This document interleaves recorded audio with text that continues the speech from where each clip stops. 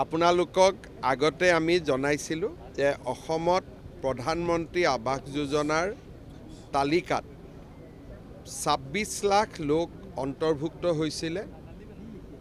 আমাৰ ২০ লাখ লোকৰ ঘৰ ইতিমধ্যে আমি নিৰ্মাণ কৰিব পাৰিছিলোঁ। ৬ লাখ ঘৰ বাকী আছিলে। জানুৱাৰী মাহত কেন্দ্ৰীয় মন্ত্ৰী শিৱৰাজ সিং চৌহান ডাঙৰীয়াই আমাক ৩ লাখ ঘৰৰ অনুমোদন দিছিলে। সিদিনাখনে তেখেতে প্ৰতিশ্ৰুতি দিছিলে যে মই নতুন বিত্তীয় বৰ্ষত আকৌ আহি বাকী আৱাসখিনিও দিয়াৰ ব্যৱস্থা কৰিম। আজি ৩,৭৩,০০০ ঘৰৰ অনুমোদন তেখেতে আমাক আনুষ্ঠানিকভাৱে ইয়াত দি থৈ গ'ল। ৩,৭৩,০০০ মানে আপোনালোকে যদি টকাত ইয়াক পৰিৱৰ্তন কৰে প্ৰতিটো ঘৰত ১.৫ লাখ টকা কৰি প্ৰায় ৬,০০০ কোটি টকাৰ সমান হ'ব। ইয়াৰ পিছতো বৰ্তমান অসমত জিঅ' টেগিঙৰ কাম চলি আছে। আৰু ঘৰৰ কিছু হিতাধিকাৰীৰ তালিকা আমি নিৰ্বাচন কৰিম। মন্ত্ৰী ডাঙৰীয়াই আজি আমাক প্ৰতিশ্ৰুতি দিছে যে নতুন যিখন তালিকা হ'ব সেই তালিকাখনৰ ঘৰ বনাবৰ বাবেও তেখেতে আমাক পুঁজিৰ আবণ্টন দিব। মই প্ৰধানমন্ত্ৰী ডাঙৰীয়া আৰু শিৱৰাজ সিং চৌহান ডাঙৰীয়াক অসমবাসীৰ হৈ ধন্যবাদ জনাইছোঁ।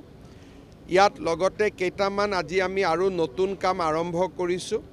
অসমৰ মহিলাসকলেও যাতে ৰাজমিস্ত্ৰীৰ কাম শিকিব পাৰে, লখিমী মিস্ত্ৰী বুলি আমি এখন নতুন আঁচনি আৰম্ভ কৰিছোঁ।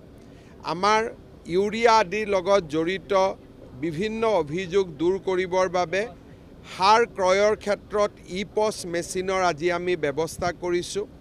আৰু অসমে নিজাকৈ তৈয়াৰ কৰি উলিওৱা বীজৰো অসমী বীজ বুলি সেই বীজো আজি আমি আনুষ্ঠানিকভাৱে উদ্বোধন কৰিছোঁ। মই কৃষি আৰু পঞ্চায়ত গ্ৰামোন্নয়ন বিভাগক ধন্যবাদ দিছোঁ যে আজি ৫৫,০০০ লোকে একেলগে গৃহ প্ৰৱেশ কৰিব পাৰিলে। ঘৰ লোৱা লোকসকলৰ যি উৎসাহ উদ্দীপনা, মানুহৰ মনত এটা সদায় আশা থাকে যে নিজৰ এখন ঘৰ হওক। প্ৰধানমন্ত্ৰী ডাঙৰীয়াৰ আশীৰ্বাদত আজি অসমৰ দুখীয়া দৰিদ্ৰ মানুহে নিজৰ এখন ঘৰ পাইছে।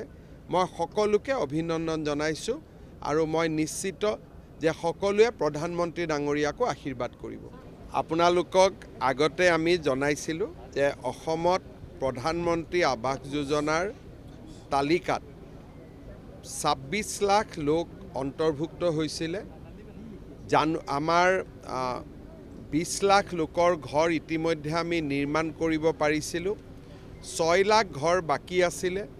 জানুৱাৰী মাহত কেন্দ্ৰীয় মন্ত্ৰী শিৱৰাজ সিং চৌহান ডাঙৰীয়াই আমাক ৩ লাখ ঘৰৰ অনুমোদন দিছিলে। সিদিনাখনে তেখেতে প্ৰতিশ্ৰুতি দিছিলে যে মই নতুন বিত্তীয় বৰ্ষত আকৌ আহি বাকী আৱাসখিনিও দিয়াৰ ব্যৱস্থা কৰিম।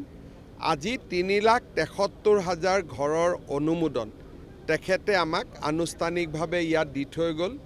৩,৭৩,০০০ মানে আপোনালোকে যদি টকাত ইয়াক পৰিৱৰ্তন কৰে প্ৰতিটো ঘৰত ১.৫ লাখ টকা কৰি প্ৰায় ৬,০০০ কোটি টকাৰ সমান হ'ব। ইয়াৰ পিছতো বৰ্তমান অসমত জিঅ' টেগিঙৰ কাম চলি যিকোনো খবৰৰ বাবে যোগাযোগ কৰক 7099017330 লগতে 7099017110 নম্বৰত।